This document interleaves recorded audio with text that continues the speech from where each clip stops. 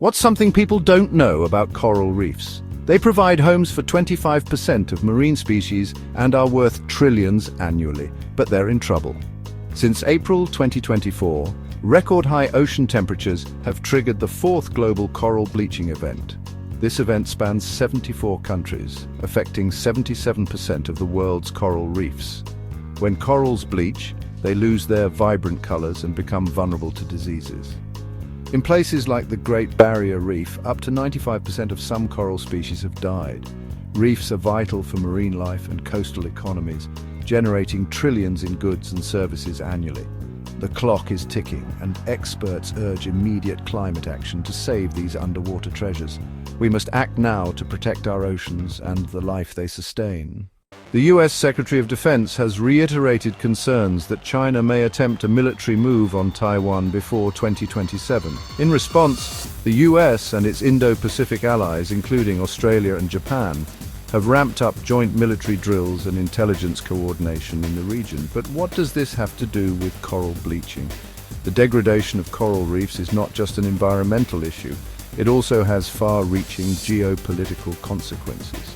Nations like Australia and Japan, both heavily reliant on healthy marine ecosystems for economic stability, are now facing the dual threat of environmental catastrophe and geopolitical tension. Coral reefs act as natural barriers, protecting coastlines from storm surges and erosion.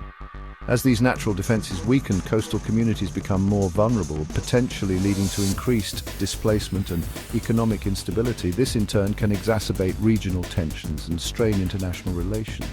Moreover, the loss of coral reefs impacts global fish stocks, which are a critical food source for millions.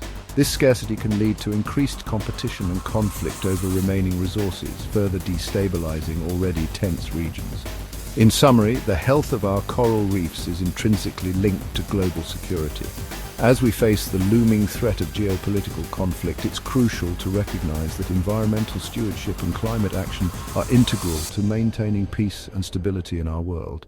The stakes are higher than ever, and the time to act is now.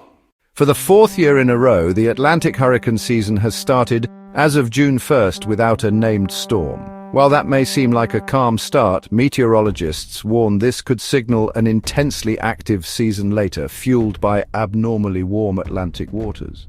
But what does this have to do with coral bleaching? The connection lies in the intricate web of climate change impacts. Warmer ocean temperatures, a primary driver of coral bleaching, also contribute to more intense and frequent hurricanes.